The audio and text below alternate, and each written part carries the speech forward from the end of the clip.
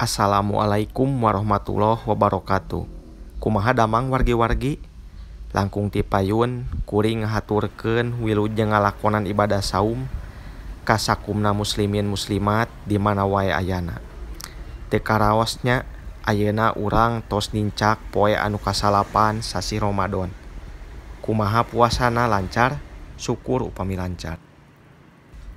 Sakumaha anu tos pada kauninga dina bulan Ramadan umat muslim di sakuliah dunya diwajibkeun pikeun ngalakonan ibadah puasa. Hiji ibadah wajib anu dilakonan ku cara nahan lapar jeung haus ti mimiti bijil pajar tepi kasurupna panon poe. Dina jero antara dua tanda waktu eta urang dipahing dahar jeung nginum kalawan dihaja. Ayana kawajiban ngalaksanakeun ibadah puasa mangrupakeun hal utama anu ngajadikeun bulan Ramadan karasa spesial. Nahan perkara anu matak ngabatalkeun puasa ti subuh tepi ka magrib memang teu gampang. Perlu perjuangan dina ngalakonanana. Sacara logika, beuki lila nahan haus jeung lapar, mangka beuki gede oge gogoda pikeun batal puasa ngaliwatan cara dahar jeung nginum. Lamun seug ditinggali tina runtuyan waktu, mangka gogoda panggedena eta datang dina waktu sore maju ka burit. Ku kituna rupa-rupa cara dilakonan jelema pikeun mapalerkeun godaan haus jeung lapar dina eta wanci. Kusabab eta kagiatan-kagiatan dilakonan dina raraga mapag waktu buka puasa dina wanci burit, nya eta kagiatan-kagiatan teh disebut ngabuburit. Hiji ngaran kagiatan anu nambah rasa spesial bulan Ramadan. Nyaritakeun ngabuburit sabenerna ti saacan asup bulan puasa kuring geus nyipta-nyipta ngabuburit teh rek ku cara sesepedahan. Sabab geus kabuktian ku sorangan ieu kagiatan teh ampuh pisan nyinglar kesel. Ku kituna tangtu bakal cocok mun dipigawe bari mapag datangna adzan magrib nu ilaharna sok karasa lila. Ngan dina prakna asup bulan Ramadan tetela cuaca kurang ngarojong. Pas paso sore meh unggal poe langit meredong poek. Malahan mah lain ukur sakali diselang ku hujan gede. Atuh rencana ngabuburit ku cara sesepedahan teh teu bisa laksana sakumaha anu geus direncana. Tina anu direncanakeun rek unggal poe anu laksana kakara 2 kali. Nyaeta pas poe mimiti jeung poe kadalapan puasa. Kabeneran ieu video anu keur disaksian ku wargi-wargi teh lumangsung dina poe anu kadalapan. Kumaha salengkepna? Hayu terus tuturkeun kuring. Dina ngabuburit dina poe anu kadalapan ieu, anu jadi tujuan teh nyaeta nyusur walungan Citarik. Ieu lokasi dipilih dumasar kana tinimbangan waktu. Hayang tepi deui ka imah pas deukeut ka waktu adzan magrib. Dumasar kana pangalaman, lalampahan naek sepeda ka walungan Citarik teh meakeun waktu kurang leuwih aya kana 2 jam bulak-balik lamun ngaboseh kalawan santai. Nya mun tadi indit ti imah jam 4 teh ceuk taksiran pas nepi deui ka imah teh moal jauh ti waktu buka puasa. Ti imah tempat kuringan jerak. Ieu lokasi anu rek dijugjug teh perenahna aya di beulah kidul. Mun ti jalan nasional anu ngaliwatan Ranca Ekek mah asupna bisa ngaliwatan jalan talun. Tuluy ti pertelon anu perenahna saacan rel kereta mengkol ka kenca asup jalan Ranca Kendal. Jalan Ranca Kendal nya jalan ieu pisan anu ayeuna keur disakseni ku wargi-wargi. Pikeun anu resep sesepedahan kalawan santai siga kuring, ieu jalan kaitung betah. Sabab jalanna kaitung lumayan alus, tur henteu rame teuing ku kendaraan mesin.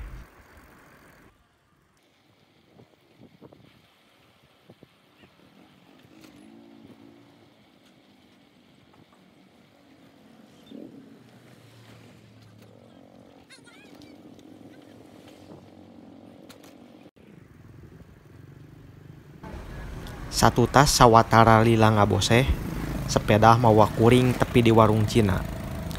Ti lebah parapatan nu aya sasak terus mengkol ka katuhu ka arah Cangkuang. Lebah dieu jalan ngadadak rame sabab aya pasar dadakan. Nu daragang ngajajar di kencaka tuhu jalan, ngajual rupa-rupa barang, ti mimiti pakaian, kadaharan, parabot dapur, cocoan budak, jeung rea-rea deui.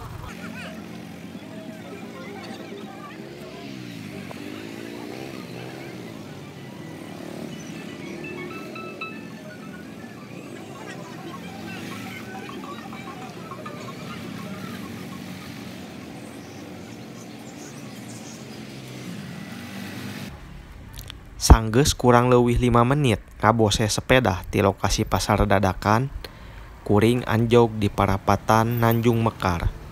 Ti dieu tuluy nyokot jalan anu kakatuhu arah ka stasiun Haur Pugur. Lamun dicukcruk nepi ka Tungtung, ieu jalan teh ngamuarana di Jalan Bojong Cibodas, Desa Bojong Salam. Ti lebah dinya mah mun mengkol kakatuhu brasna ka Desa Sangiang.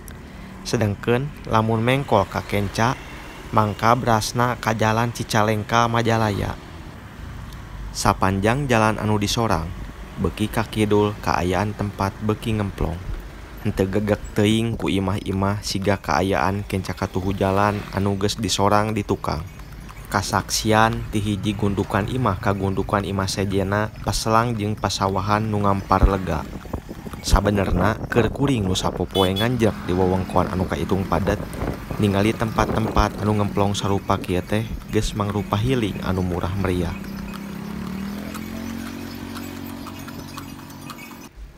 ...240 meter saacan tepi di muhara ieu jalan kitu numutkeun hasil ngukur Google Maps, kuring tepi di parapatan nu aya sasak. Ti dieu tuluy mengkol ka katuhu mapai jalan anu ngujur sapanjang babantar Walungan Citarik. Kaayaan jalana leutik tur teu pati hade. Beton anu ngalapis jalan bararejad, mawa ngageter kana setang sepeda anu ku kuring dicekel. Untungna kaayaan jalan anu siga suku rorombeheun teh teu panjang, gorengna ngan ukur sababaraha meter di pas asup. Saterusna kaayaan jalan kaitung alus, henteu matak nyereri kana awak. Di ieu jalan anu diliwatan ayeuna, suasana beuki sepi. Kendaraan mesin beuki jarang, poon kitu deui imah-imah. Memang masih aya lembur, tapi henteu gegek siga di tempat-tempat anu geus disorang di tukang. Malah anu katempo ayeuna mah leuwih loba ngamparna sawah tibatan lembur.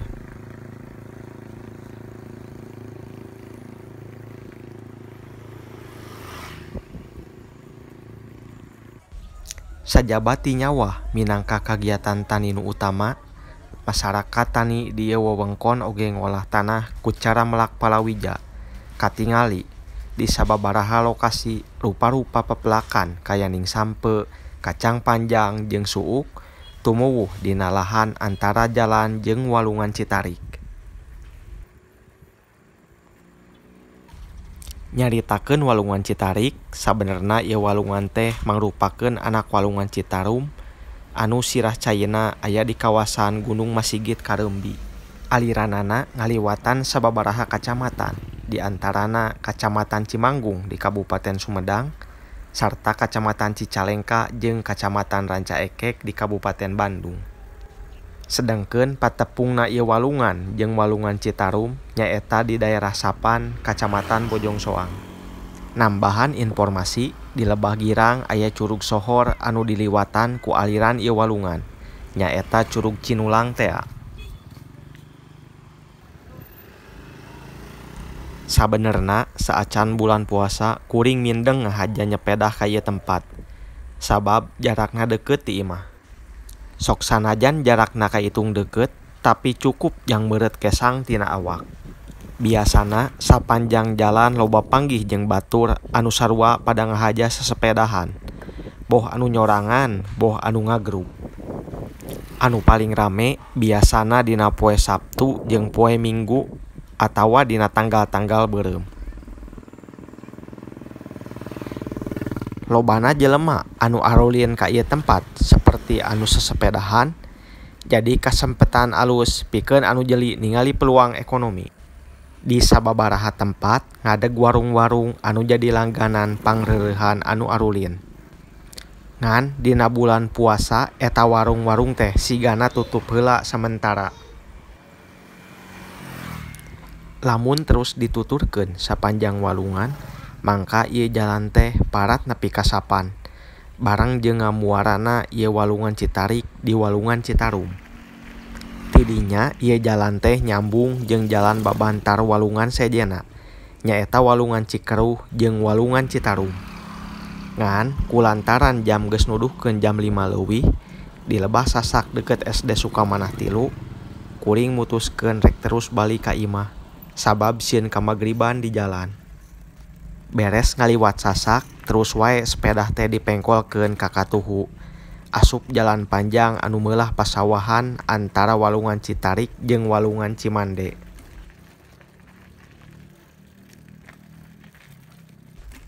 Sabenerna mah jalan ieu kaasup salah sahiji spot favorit kuring. Ti ieu jalan anu ngajepat tengah pasawahan panenjo ngaremplong ka papat madhab.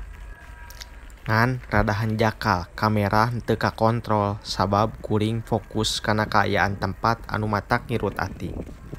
Sistem otomatis dina jero kamera oge sigana kurang bisa dina ngatur kasaimbangan poek jeung caang. Hasilna tisaprak mengkol ka ieu jalan anu kaayaana leuwih ieuh sabab kepayungan mega, video katingali leuwih poek batan kaayaan aslina. Numutkeun hasil ngukur Google Map, ieu jalan anu disorang teh ti mimiti walungan Citarik nepi ka walungan Cimande, panjangna aya kana 1,2 km. Disorang ku kuring salila kurang leuwih 5 menit.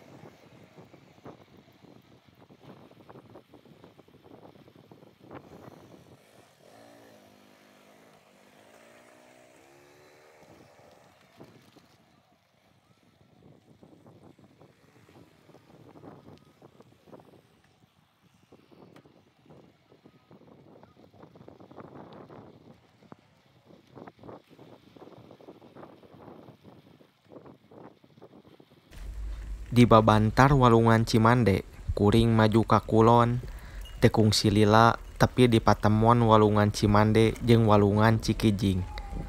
Tidinya tuluy maju ngalerngetan, mapai babantar walungan Cikijing.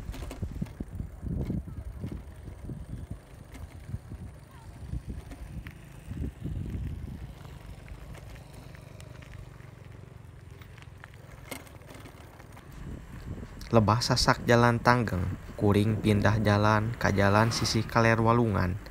Teu kungsi lila kuring tepi di sasak jalan walini. Tuluy tidinya mengkol ka kenca asup jalan walini. Kurang leuwih 10 meter ti pas belok, kuring ngajenghok sabab ningali sarupaning papan pengumuman di sawah anu aya beh kencaeun jalan. Anu eusina yen eta sawah teh disita KPK. Ti jalma anu tangtu wae diponis ngalakukeun tindak rasuah. Anu jadi panasaran, jelema anu diponis ngalakukeun rasuah teh ngaranna sarua jeung ngarandekan waktu kuring sakola. Kusabab panasaran tea, der kuring nanyakeun ka Google. Teu lila Google mere sumber jawaban ti sababaraha situs warta daring. Ana diteang, alhamdulillah jelema anu ngaranna aya dina papan pengumuman teh lain padekan.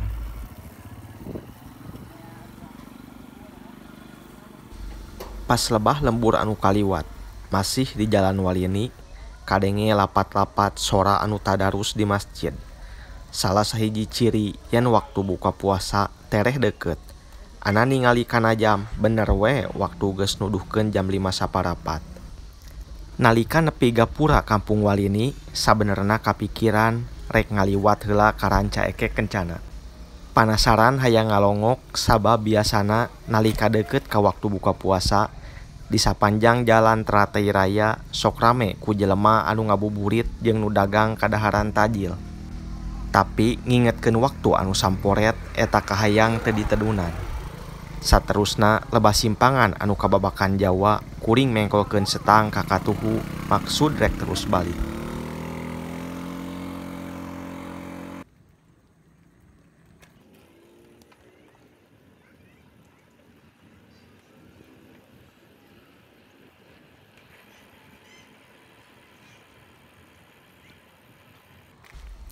Waktu rek nepi ka imah, adan can ngong keneh. Ningali kana jam, horeng waktu adan kurang leuwih 10 menit deui. Bari ngadaguan adan, kuring nyelang heula meuli es campur. Meuli 2 bungkus. Hiji jang kuring, nu hiji deui jang pamajikan. Minangka oleh-oleh balik sesepedahan. Teu sabaraha lila es campur anu dipesen geus jadi. Geus jadi mah tuluy bae balik. Sanggeus tepi di imah, teu lila kadenge sora adan magrib. Ngidina numpes halab-hab ku es campur anu bieu dibeuli. Alhamdulillah. Sakitu lalakon ngabuburit anu ditepikeun ayeuna, insyaallah tepang deui dina lalakon ngabuburit salajengna. Hatur nuhun kana panitena. Assalamualaikum warahmatullahi wabarakatuh.